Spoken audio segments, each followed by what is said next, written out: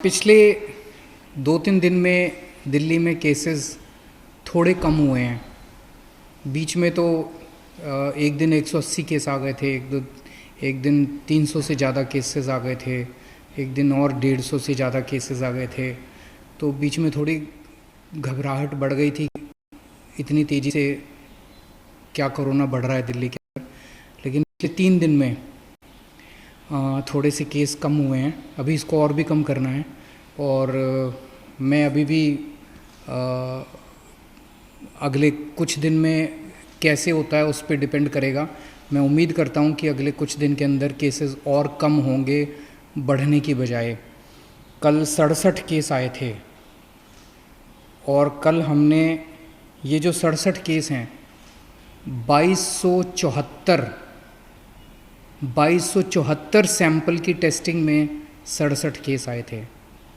तो इसका मतलब बहुत तेज़ी से अभी नहीं बढ़ने लगा है। भगवान से प्रार्थना करता हूँ कि आने वाले दिनों के अंदर ये और कम हो ताकि अपने को सबको कोरोना से मुक्ति मिल सके। एक मेरी आप लोगों से अपील है, कंटेनमेंट जोन्स जो हैं, जो हमने लॉक कर दिए हैं, सील कर दिए हैं, जो 71 हो गए हैं आज दिल्ली के अंदर। टोटल 71 जोन हो गए हैं कंटेनमेंट के, जो बिल्कुल सील कर देते हैं हम लोग। अंदर से कोई बाहर नहीं जा सकता, बाहर से अंदर नहीं आ सकता। और अंदर भी जो लोग रहते हैं उनको अपने अपने घरों के अंदर रहना होता है, वो घर के बाहर नहीं निकलना होता। उनकी जो रोज़मर्रा की ज़रूरतें हैं वो हम पूरी कराते हैं। वहाँ पे पुलिस वाले, लोकल प्रशासन बड़ी अच्छा काम कर रहे हैं और वो आपके लिए सारी ज़रूरतें पूरी करते हैं। लेकिन मेरी आप लोगों से विनती है कि कंटेनमेंट जोन्स में बाहर से अंदर और अंदर से बाहर तो हम रोक रहे हैं, लेकिन अंदर लोग सारी कोशिशों के बावजूद कुछ कंटेनमेंट जोन्स के अंदर लोग फिर भी गली में निकल जाते हैं, एक दूसरे के घर चले जाते हैं। अब कल जहांगीरपुरी में एक कंटेनमेंट जोन है, वहाँ पे एक ही कुनबे के 26 लोगों को कोरोना मिला है कल, एक ही परिवार के। तो वो 26 लोग मतलब पास पास कई सारे उनके मकान थे, तो वो एक दूसरे के घर में जा रहे थे। इस कंटेनमेंट के बावजूद भी एक दूसरे के घर जा रहे थे। तो मेरी आप लोगों से हाथ जोड़ के विनती है, पूरा देश इस टाइम लॉकडाउन में है। कितनी मुसीबतों का हम सब लोग सामना कर रहे हैं, आप भी कर रहे हैं, सब लोग कर रहे हैं। ऐसे में अगर आप अनुशासन नहीं बरतेंगे तो आपको ही तकलीफ़ होगी।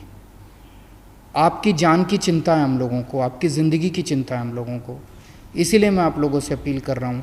अब बताओ, एक ही परिवार के 26 लोगों को कोरोना हो गया तो अच्छी बात तो नहीं है। मैंने पहले भी कई बार कहा था, आपको कोरोना होगा कि नहीं होगा ये आपके ऊपर निर्भर करता है। अपने को बचा के रखोगे तो कोरोना नहीं होगा, और ढील दे दोगे तो कोई नहीं बचा सकता।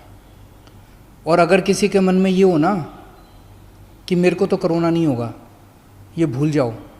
ये कोरोना ना तो बहुत बड़े किसी मंत्री को छोड़ता और ना चपरासी को छोड़ता। इससे कोई नहीं बच सकता। कोई धर्म, कोई जाति, कोई अमीर, कोई गरीब, कोई नहीं बचा हुआ। तो कोई इस गलत फहमी में मत रहना कि मेरे को तो कोरोना नहीं हो सकता। कहीं किसी को भी हो सकता है और कहीं से भी आ सकता है, पता भी नहीं चलेगा। तो अपने आप को बचा के रखो। अगर कहीं पे कंटेनमेंट सरकार ने कराए तो सोच समझ के कराए, कम से कम वहाँ तो एकदम बहुत सख्ती के साथ अपने घर के अंदर हो। आज सरकार ने एक अहम निर्णय लिया है। अभी कुछ दिन पहले हमने निर्णय लिया था कि कोई भी डॉक्टर, नर्स, अस्पताल में काम करने वाले सरकारी जितने सफाई कर्मचारी, जितने लैब टेक्नीशियन जो अस्पताल में काम करते हैं, कोरोना के मरीजों का इलाज करते वक्त अगर उनमें से किसी को भी कोरोना हो जाता है और अगर उसकी वजह से डेथ हो जाती है तो उसके परिवार को सरकार 1 करोड़ रुपए की सम्मान राशि देगी। लेकिन हम देख रहे हैं कि बहुत सारे दूसरे लोग भी हैं, दूसरे कर्मचारी भी हैं जो कोरोना के मरीजों की सेवा करने में लगे हुए हैं। जैसे पुलिस है, पुलिस के लोग रात दिन कोरोना के मरीजों की जगह जगह सेवा करने में लगे हुए हैं। उसी तरह से हमारे सिविल डिफेंस वॉलंटियर्स हैं जो रात दिन इनकी सेवा करने में लगे हुए हैं। हमारे बहुत सारे प्रिंसिपल्स हैं, टीचर्स हैं जो खाना बांट रहे हैं सब लोगों को। अगर किसी भी कर्मचारी को जो कोरोना के लोगों की सेवा कर रहे हैं और सेवा करने की वजह से उनको भी कोरोना हो जाता है और कोरोना होने की वजह से उनकी डेथ हो जाती है, तो सभी कर्मचारियों के ऊपर अब ये स्कीम लागू की जा रही है कि मरणोपरांत उनके परिवार को 1 करोड़ रुपए की राशि दी जाएगी। आज एक ऑटो ड्राइवर का फ़ोन आया, बहुत भाव विभोर हो रहा था, गला उसका बिल्कुल भरा हुआ था। मैंने पूछा क्या हुआ? बोला जी मेरे अकाउंट में 5,000 रुपये आ गए। और बोला कि मैं समझ नहीं आ रहा आपका किस शब्दों में शुक्रिया अदा करूं। कहता है कि किसी सरकार ने ड्राइवरों का ख्याल नहीं रखा, इतनी मुसीबत की घड़ी में आपने हमारा ख्याल रखा, आपने हमको याद किया। मैं किसी पे एहसान नहीं कर रहा, ये पैसा मेरा नहीं है, ये आप ही का पैसा है, आप ही के काम आना चाहिए और मेरा ये फ़र्ज बनता है जो कुछ मैं कर रहा हूँ। मुझे खुशी है आज हमारे ऑटो वाले, ग्रामीण सेवा वाले और जितने टैक्सी वाले, ई रिक्शे वाले, जितने ड्राइवर्स हैं, जितने भी, सबके अकाउंट में पैसे पहुंचने चालू हो गए हैं। 1 लाख के करीब अभी तक एप्लीकेशंस आई हैं, अभी भी वेबसाइट चालू है, एप्लीकेशंस आ रही हैं और कल से पैसे उनके अकाउंट में जाने चालू हो गए। जो लोग अप्लाई कर रहे हैं उनके जांच कर रहे हैं, हम उनके डॉक्यूमेंट्स की जल्दी जांच कर रहे हैं और उनके अकाउंट में पैसे जाने चालू हो गए हैं, 5-5 हज़ार रुपये हर एक के अकाउंट में।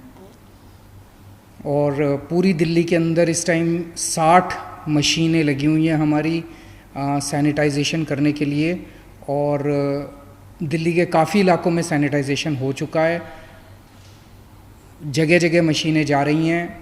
आपको भी, आपके इलाके में भी आएंगे, लेकिन अगर आपको भी पहले कराना है अपना सैनिटाइजेशन, हमें ज़रूर बताइएगा, हम आपके इलाके में भी सैनिटाइजेशन मशीनों के द्वारा करा देंगे।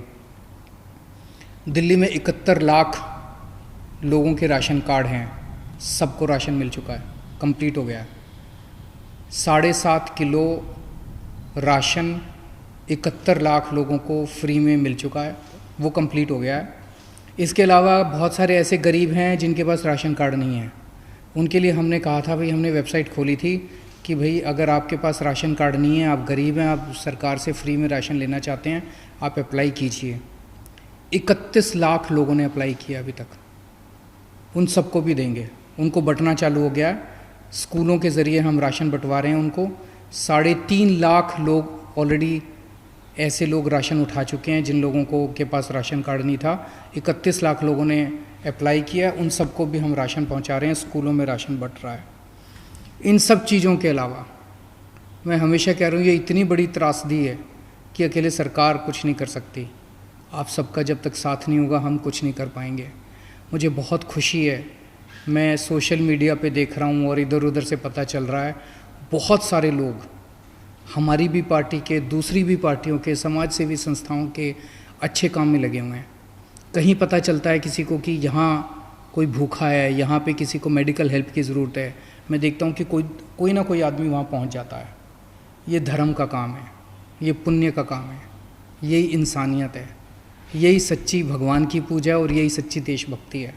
इस टाइम कहीं आपको कोई आदमी दुखी मिले किसी भी वजह से, उसके दुख को दूर करने की कोशिश करें।